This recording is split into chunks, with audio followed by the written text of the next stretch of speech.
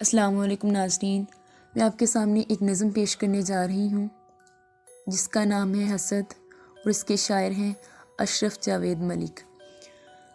बदतीनत लोगों की फितरत में आग हसद की छोटे कद की वक्फा वक्फा रोज़ भड़कती रहती है।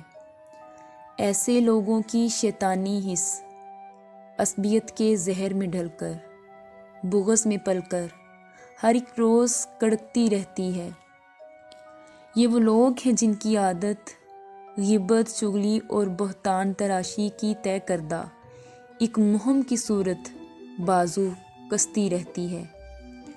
इनकी नीयत सांप नमा है, सांप की केंचली ओढ़ कर अक्सर। इनकी नीयत सांप नमा है, सांप की केंचली ओढ़ कर अक्सर मासूमों और मजबूरों के मन को डसती रहती है। दुनियादारी डायन का रूप है, खुद गर्जी के नकली दांत लगाकर बेतकसीरों की मनचाही ताज़ीर पे हंसती रहती है।